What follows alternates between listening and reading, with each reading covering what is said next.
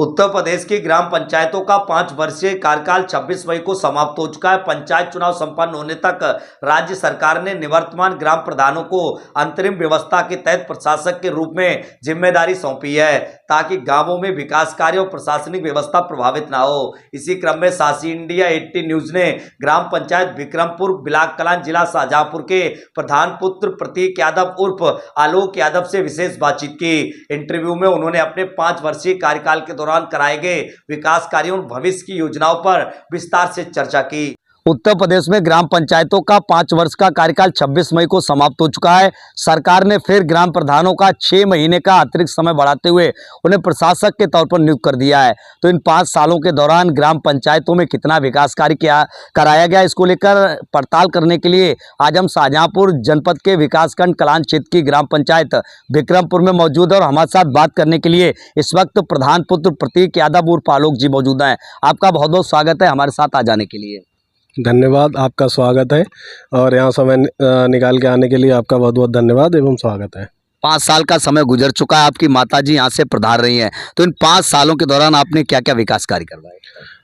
हमारी ग्राम पंचायत में जनता के लिए जो भी ज़रूरतें थी, जहाँ पे रोड वगैरह नहीं थे वहाँ पे इंटरलॉकिंग डलाने का कार्य किया है।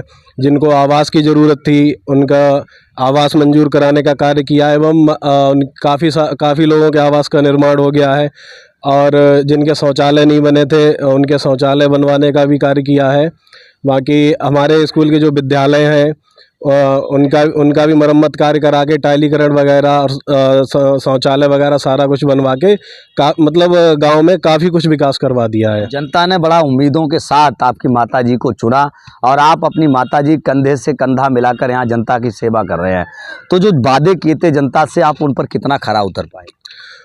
जो भी जनता से वादे किए थे हमारी जहाँ तक कोशिश रही है सारे वादों को मतलब पूरा करने की कोशिश की है, लेकिन मैं ये नहीं कहता हूँ कि मतलब जो भी वादे हैं वो 100% हो गए हैं और अभी सरकार द्वारा प्रशासक नियुक्त कर दिया गया है। तो जो भी वादे हम जनता के पूरे नहीं कर पाए हैं तो अब उन्हीं वादों पर आगे कार्य करने की कोशिश करेंगे और उन्हें पूरा करने की कोशिश करेंगे। प्राथमिकता के तौर पर ऐसे कौन से काम कराए जो पहले थे नहीं? गांव की गलियां इससे पूर्व कैसी थी? जब आप चुनाव मैदान में उतरे तो आपने मन में क्या विचार सोचा? क्या नाम गांव में जैसे काफ़ी जगह गलियां ऐसी थी जहां निकलना मुश्किल हो रहा था जनता को।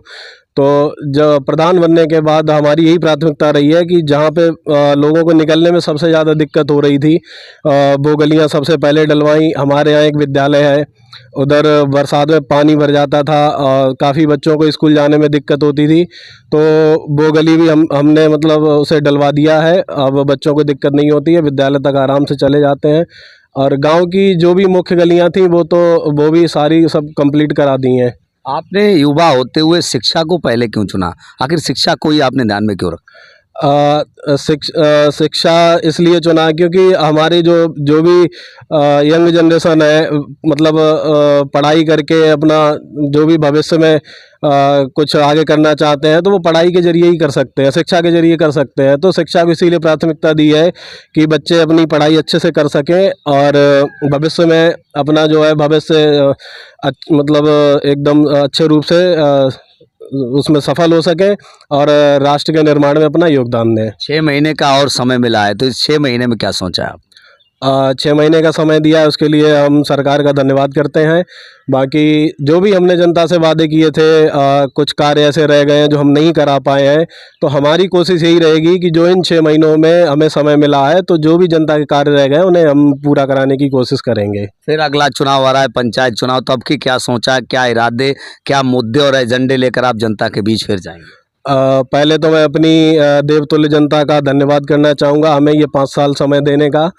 और अब क्या नाम दोबारा से पंचायत चुनाव का समय आ रहा है, तो जो भी विकास कार्य रह गए हैं मैं उन्हें पूरा कराऊंगा। बाकी इस बार मेरी कोशिश ये रहेगी कि मैं अपनी ग्राम पंचायत को एक मॉडल गांव की तरह अपने ब्लॉक में या जिले में प्रस्तुत करूं और एक अपने ग्राम पंचायत को मॉडल गांव बनाऊं। आज के माध्यम से क्या अपील करेंगे इसको लेकर? मैं अपनी देवतुल्य जनता से यही अपील करना चाहूँगा कि जो आपने हमें 5 साल का समय दिया है, अगर उन विकास कार्यों को देखते हुए और जहाँ पे भी आपको ज़रूरत पड़ी उसके मतलब आपके समक्ष मैं हमेशा मौजूद रहा हूँ। इन चीज़ों को देखते हुए मैं आपसे यही अपील करूँगा कि आने वाले ग्राम पंचायत चुनाव में हमें फिर से मौका दें और हमें विजयी बनाएं। धन्यवाद। तो ये थे हमारे साथ विक्रमपुर से प्रधान पुत्र प्रतीक यादव उर्फ आलोक यादव। साफ तौर पर कहना है कि इन्होंने 5 साल के दौरान जनता की सेवा करने और गांव का सर्वांगीण विकास कराने में कोई कोर कसर नहीं छोड़ी। सरकार ने जो 6 महीने का अतिरिक्त समय दिया है, तो जो काम अभी अधूरे हैं उनको ये पूरी प्राथमिकता के तौर पर पूरा करेंगे। और आने वाले चुनाव को लेकर भी इन्होंने अपील की है कि यदि इनका काम पसंद आया और उनकी जनसेवा पसंद आई हो तो फिर उन्हें एक बार जो है ग्राम पंचायत में पूरी तरीके से जिम्मेदारी सौंपते हुए इन्हें फिर सेवा करने का मौका दें। तो हमारे साथ इस वक्त प्रतीक यादव मौजूद थे। आपका बहुत बहुत धन्यवाद हमारे साथ आने के लिए। शाहजहांपुर से दिनेश पाल सिंह, साक्षी इंडिया 18 न्यूज़।